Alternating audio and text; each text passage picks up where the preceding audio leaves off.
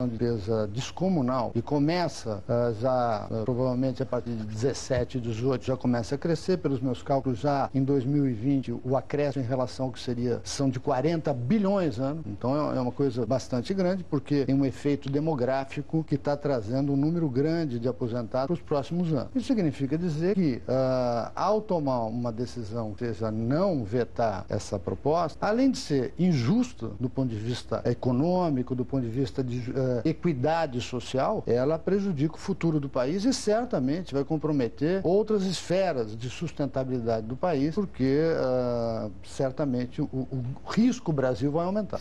Deputado Arnaldo, o senhor tem alguma dúvida dessa informação, ou o senhor questiona de alguma maneira essa informação de que essa proposta 85-95, a médio e longo prazo, ela custa ao governo muito dinheiro? Não é uma novidade minha. Primeiro, não é medida provisória 664, ela tratava de mudanças na Previdência Social, a redução das pensões. Então a emenda foi direta no meu projeto que trata da mesma lei, 8.203. Desminto essa afirmação que ela não procede. Se dá esse tamanho desse rombo que estão falando, imagina quanto estão roubando no trabalhador desde os 99. Tá, mas o senhor discorda que isso vai significar no futuro um rombo impagável para a Previdência? Olha, primeiro eu quero dar um dado aqui que a Previdência Social em 2014 teve no balanço da Seguridade Social um superávit de 54 bilhões de dólares. Depois de ter pago mais de 200 bilhões de benefícios assistenciais. Aposentadoria rural, renda mensal vitalícia, LOAS, Bolsa Família e FAT, Fundo de Apoio ao Trabalhador. Metem a mão à vontade no dinheiro da Seguridade. Está tão quebrada quanto falam, há 30 anos eu escuto essa história que a Previdência está quebrada. E até hoje não quebrou. Tem que quebrar a cara deles, Leilani.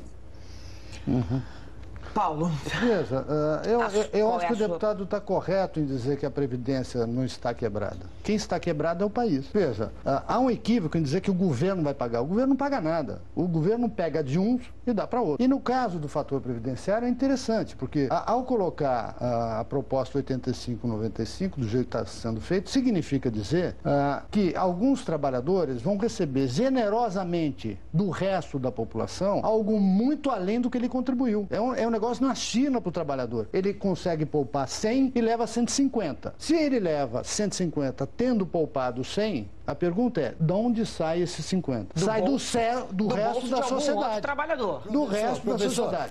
Falando no seu número, o senhor está falando de 100, 150. Vamos dizer, hoje o trabalhador devia estar recebendo 100 e está recebendo 60, 70. Estão tirando do trabalhador. Não é o acréscimo que o senhor fala, é a reposição daquilo que o trabalhador está perdendo a partir do fator previdenciário. E as pessoas já tinham contribuído antes de 99, sabendo qual era a regra da aposentadoria. Durante o jogo mudaram as regras da aposentadoria. Só, deputado, o fato do trabalhador estar recebendo anos atrás, antes de 99, 100 e não 70, não significa que o recebimento de 100 estava correto. Estava errado, ele recebia mais do que ele tinha poupado. Isso significa que ao longo do tempo alguém vai ter que repor essa diferença. E a conta é muito simples. Eu sempre dou um exemplo. Você suponha 2 trabalhadores que começaram a trabalhar no mesmo dia, um com 15, um com 25. Pois bem, depois de 35 anos, eles podem se aposentar. Se eles tiverem a mesma trajetória profissional, eles vão ter acumulado a mesma coisa. Só que um vai ter, se ele começou aos 15 mais 35, ele vai ter 50 e o outro vai ter 60. Ora, o que tem 50, ele vai receber o mesmo montante do que tem 60, só que em parcelas menores, porque ele vai receber por mais tempo.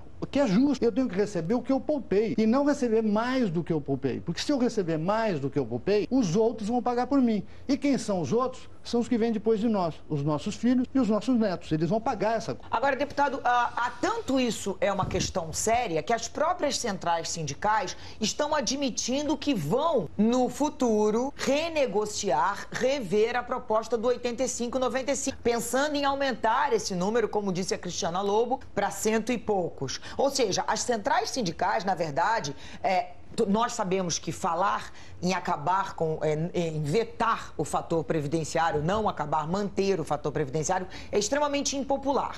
Mas sabemos também que as centrais sindicais, no momento em que elas pedem para voltar a negociar isso mais para frente, elas têm consciência que a população está envelhecendo e que manter esse pagamento vai ser uma situação que vai prejudicar outros trabalhadores. Ou seja, elas estão empurrando essa história com a barriga. Primeiro, as centrais concordam em negociar, Elaine, desde que a presidente sancione. E o governo já informou que vai vetar. Vai vetar, então é o risco político dela. Nós vamos derrubar Sim, mas o veto no negociar, Congresso Nacional. negociar a partir da sanção é empurrar o problema com a barriga. Porque é sinal que elas admitem que isso vai dar problema no futuro e elas estão dispostas a rever isso, porém não agora. Ou seja, não no meu bolso agora. Não é empurrar nada com a barriga, não. Não é empurrar nada com a barriga, não. Não. Não é pelo seguinte, porque se você sancionar 85, 95, você vai atrasar 3, 4 anos para as pessoas se aposentarem, esperando a expectativa da possibilidade da somatória 85, 95. E aí, nesses 3, 4 anos, tem tempo para negociar. O governo podia ter negociado desde janeiro e também antes disso, em 2010, quando nós derrubamos o fator, o Lula vetou, ele disse que ia alternativa. Isso em 2010. Até hoje não tem alternativa nenhuma. Se a gente for entrar na questão política, a gente vai ver aí que houve uma dança das cadeiras nos partidos, né, Paulo? Eu queria ficar em cima da questão pro povo. Isso pode, nos próximos 3, 4 anos, significar até uma certa poupança para o governo. Mas em quanto tempo isso começa a significar gasto? Há uma certa dificuldade em calcular isso, porque a gente nunca sabe exatamente como é que vai ser o comportamento das pessoas. Admitia-se no passado que a introdução do fator faria aumentar muito a idade média de aposentadoria. Aumentou pouco, muito pouco. Da mesma forma, ao fazer essa mudança, é razoável que aqueles que estejam muito próximos do 85, 95, eu vou ver o meu caso, por exemplo, eu estou próximo. Eu vou esperar 2 anos e me aposento. Aposentaria nessa regra generosíssima de 85, 95. Mas, já no 3º ano começa a crescer, e aí começa a crescer, se represa por 2 anos, e depois vem a onda demográfica atrás, e aí continua a sistemática normal, que é um crescimento, só para vocês terem uma ideia, nós estamos transitando nos próximos 15 anos, e ao final da década de 20, portanto, entre 28 e o ano 2030, nós vamos ter uma taxa média de crescimento de pessoas em condições de aposentar de 4% ao ano. Então, só para manter a proporção de gasto previdenciário com o PIB tem que crescer 4% ao ano. Nós não crescemos 4% ao ano desde 1970. Então, nós não vamos crescer 4% ao ano. Ou seja, sem fazer nada, o gasto previdenciário do Brasil, que já é elevadíssimo, é 12,5% do PIB, equivalente a países já velhos, como a Itália, como a Alemanha. Pois muito bem, e nós somos um país ainda jovem. Nós vamos ter essa proporção de gasto do PIB indo a 17%, 18%. Aceitável. O que vamos deixar para os nossos filhos? Para finalizar, deputado, eu só tenho razão numa coisa. A discussão foi muito adiada. Houve um fórum antes do veto de 2010, o senhor deve se lembrar, o fórum previdenciário, do qual eu tive a honra de participar. Várias pessoas participaram, eu fui lá, fiz a apresentação, foi muito aberto, um processo muito democrático, mas falta de liderança política e por falta de responsabilidade, de 7 meses, o que deliberou foi: menos participantes concordam que deve aumentar a formalidade no país. Pelo amor de Deus, a questão era a Previdência. Iríamos ter tido uma discussão séria, por exemplo, que a idade progressiva de aposentadoria troca pelo fator. Eu acho razoável. Começar com uma idade mínima. É uma alternativa boa. O senhor concorda, deputado, com a idade mínima? Na verdade, já está embutido 85, 95, uma idade mínima. Porque na mulher, por exemplo, ela vai ter 30 anos de contribuição e nos 55 anos de idade para ter direito a 85. O homem, ele tem 35 anos de contribuição e nos 60 anos de idade para ter direito a incluir no fator no 85, 95. Já está embutido aí um limite de idade. Na verdade, o governo foi sem vergonha, não quis discutir no momento oportuno e agora quer continuar aplicando o trabalhador que perdendo 40% do trabalhador homem quando vai se aposentar, por causa do maldito fator. E ela está perdendo mais 50%. Nós não queremos acabar com o fator, é uma alternativa ao fator. E o governo é responsável. E lembrando, ao economista, ele se esqueceu de dar uma avaliação. Quando afirmei para ele que a Seguridade Social, de benefícios assistenciais no ano de 2014, mais de 200 bilhões de reais. Isso é problema de seguridade, doutor. Ficaria tranquilo com o fim do fator previdenciário com relação ao futuro dos seus netos aposentando? Não estou propondo o fim do fator, eu estou propondo a flexibilização do 85-95. Com a regra do 85-95, o senhor ficaria tranquilo? O senhor acha que seu neto vai se aposentar e vai ter dinheiro para receber? Estou tranquilo que essa é uma forma aceitável no momento.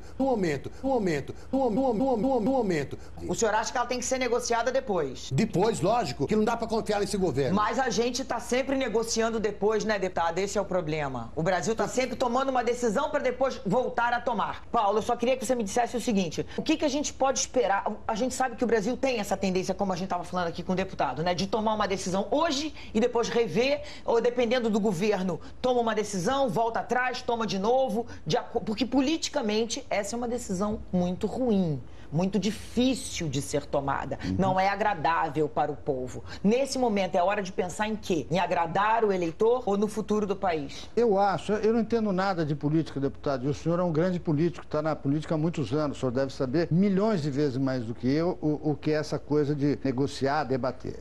Eu procuro me ater às questões mais técnicas, respeito às divergentes opiniões em relação à minha, mas eu tenho que alertar o seguinte: o Brasil já gasta demais com previdência. Previdência e assistência social. Nós tivemos regras absurdas no passado. O Brasil melhorou no que diz respeito à questão previdenciária, mas precisa melhorar mais. Eu, pessoalmente, já escrevi vários trabalhos sobre a questão, já debati em vários fóruns. Eu acho que o fator foi um remédio transitório por um certo tempo, que deve ser discutido no futuro, mas junto com uma alternativa que é a fixação de idades mínimas e tempos de contribuições mínimos. Nós temos uma idade mínima, desculpe, deputado, eu pessoalmente acho que a idade mínima de 50 anos, ou 55 anos para mulher, 60 para homem, para os nossos dias é baixa, é baixa. Eu mesmo já estou quase com 60 anos e me sinto muito jovem, muito bem. O fato todo é que nós deveríamos fixar uma idade em contrapartida ao fator e começar com ela e podemos crescer progressivamente. Mas eu devo dizer, Helena, que há muito ruído nessa questão, porque basicamente o fator previdenciário atinge uma espécie de aposentadoria. Na verdade,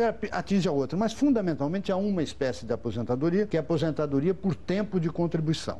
Pois muito bem, essas aposentadorias, eu devo destacar, atingem a elite dos trabalhadores. O pobre não se aposenta por tempo de contribuição, ele se aposenta por idade. Muito bem, apenas 28% das aposentadorias são por tempo de contribuição e elas consomem quase 50% do recurso total da Previdência.